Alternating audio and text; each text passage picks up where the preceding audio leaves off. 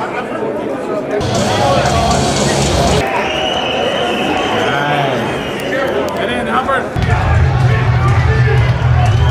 former world champion who on January 2nd is going to become a world champion again.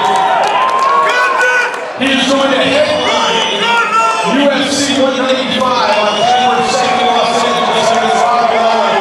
He fights for a UFC welterweight championship. He is from Cibola High School. Ladies and gentlemen, Carlos Condit!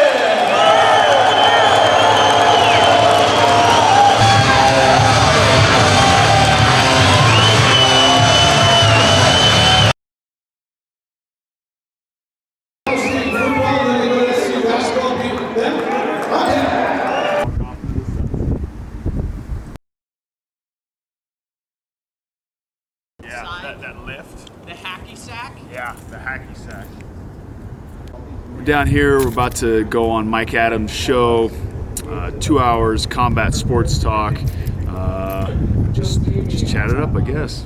Stay and chat as long as you want it. I love it. Yes. Welcome back to Shows on the Mic. My name's Mike Adams. Hour number one, unbelievable! Cotto, Canelo, Holly, home, congratulations! And guess what? In the top of hour number one, he's in the building. It's the natural-born killer, Carlos Condit. Carlos, welcome to the show. Thanks, man. You get me pumped. You get me pumped. I've had you in here more than a few times. I'm glad I caught you yesterday. You know, we talk about Holly in this big media press tour.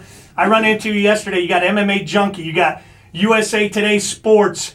Dwayne Finley's here, and they're doing an 8-part series on you. I open magazines. There's Carlos. There's covers of magazines.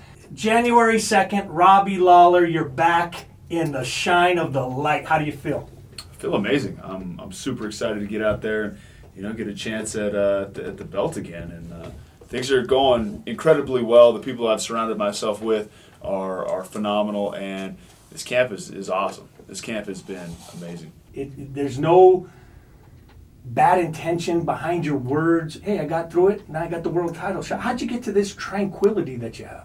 Probably a lot of different things, man. Martial arts, ultimately that's what we're training to beat people up, but on a deeper level, we're looking for Zen. We're in pursuit of serenity, and a lot of things that are kind of intangible, and it goes hand in hand. It's a weird thing. It's a paradox. We're training to get in there and do extreme violence to each other, but the lessons that we learn through that and through the training brings us to a place of, I think, in my case, in my experience, inner peace. Of MMA Junkie.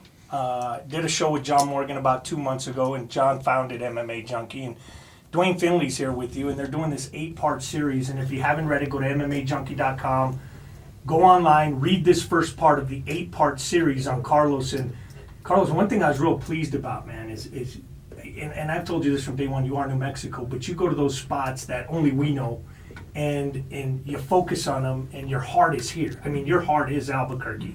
This 8-part series, they're going to take us through a journey of Carlos Condit, the person, Carlos Condit, the fighter, but most importantly, Carlos Condit, the statesman, as I like to say. What can we see out of this 8-part series? Well, it's been awesome working with Dwayne. He tells a story in a way that most other MMA journalists don't. He's not looking for headlines. He's looking for to tell a deeper story, not just on the fighter, but on the person and the journey that we're taking.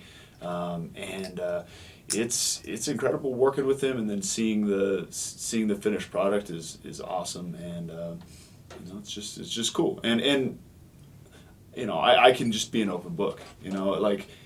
I usually am, but you really got to ask the right questions. And just his process is, he's not asking questions. He's just hanging with me and kind of getting the vibe and just learning who I am by everyday interaction. And I think that's that's just a different process than a lot of quote unquote journalists have.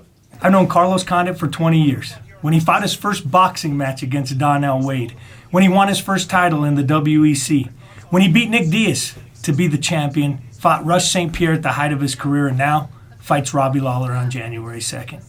The best thing about Carlos is he's always been about Albuquerque.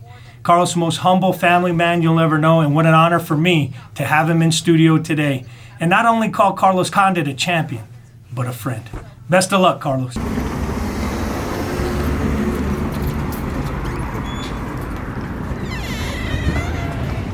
Yeah.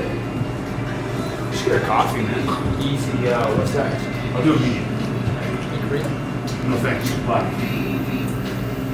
Gotta get my go juice. So, when did you figure out the magic that is cold brew?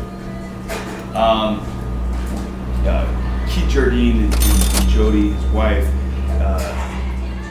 have their own coffee roasting company, and they do some cold brew. They turn me on to it, and the cold brew that they sell is like you're supposed to be mixing with water. It's like you're supposed to dilute it like 1 to 1. Like jet fuel, right? Yeah, it's jet fuel, and I'm like, I did it the way they told me to do, and it didn't quite do it for me. So I'm like, you know what? I'll just boop boop boop boop.